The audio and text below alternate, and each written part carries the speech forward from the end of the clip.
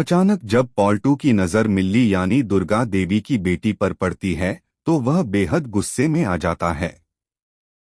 उसकी सोच बहुत पुरानी है, इसलिए वह मिल्ली से कठोर लहजे में कहता है, अब क्या लेने आई हो यहाँ पर? उस वक्त तो तुमने हमारी इज्जत मिट्टी में मिला दी थी और अब तुम इस घर में रहना चाहती हो। तुम्हारे लिए इस घर में कोई जगह नहीं है। उस समय दुर्गा देवी भी नाराज होती हैं, इसलिए वे अपनी बेटी का साथ नहीं देती। लेकिन जब पॉल्टू अपनी हदें पार करने लगता है और मिल्ली के साथ बदतमीजी करने लगता है तो दुर्गा देवी का दिल पिघल जाता है। उन्हें बुरा लगता है कि कोई उनकी बेटी के साथ ऐसा व्यवहार कैसे कर सकता है। तभी अहाना पॉल्टू को रोकने की कोशिश करती है, लेकिन वह और भड़क उठता है और सबके सामने मिल्ली को जोरदार थप्पड़ मार देता है। पॉल्टू की यह हरकत देखकर दुर्गा देवी का गुस्सा फूट पड़ता है। अहाना कुछ करने से पहले ही दुर्गा देवी अपनी बेटी का पक्ष लेती हैं और गुस्से में पॉल्टू से कहती हैं, तेरी हिम्मत कैसे हुई मेरी बेटी पर हाथ उठाने की? मेरी बेटी से नाराज होने का हक सिर्फ मेरा है, किसी और का नहीं। तुम लोग उसे कुछ नहीं कह सकते। यह सुनकर पॉल्टू घबरा जाता है। उसे एहसास होता है कि गुस्से में उसने बहुत बड़ी गलती कर दी है। उसे डर सताने लगता है कि कहीं दुर्गा देवी कोई बड़ा फैसला न ले लें। तभी दुर्गा देवी सख्ती से कहती हैं, अब इस घर से मेरी बेटी नहीं बल्कि तू जाएगा। यह सुनकर पॉल्टू मिल्ली से माफी मांगने लगता है।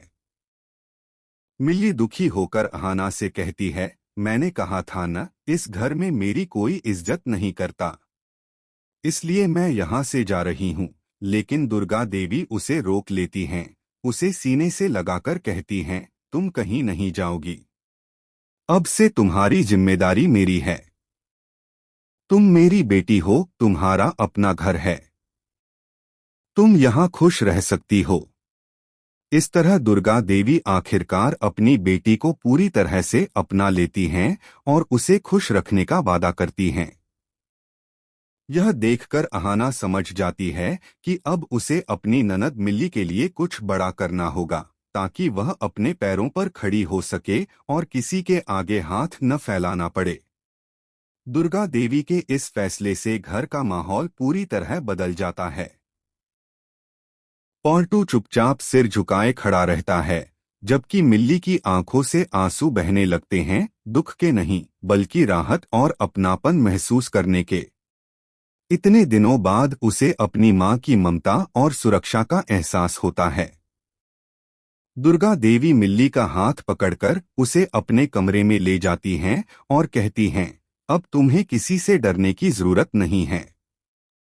मैंने बहुत देर कर दी तुम्हें समझने में, लेकिन अब सब ठीक होगा। तुम नई शुरुआत करो, मैं तुम्हारे साथ हूँ। मिल्ली माँ की बात सुनकर भावुक हो जाती है और उनके गले लग जाती है। दूसरी तरफ अहाना ये सब देखकर सोच में पड़ जाती है। उसे एहसास होता है कि अगर मिल्ली को सच में आत्मनिर्भर बनाना है तो उसे सिर्फ सहानुभूति नहीं बल्कि एक ठोस सहारा देना होगा। वह फैसला करती है कि वह मिल्ली की पढ़ाई और करियर में मदद करेगी ताकि वह अपनी पहचान खुद बना सके।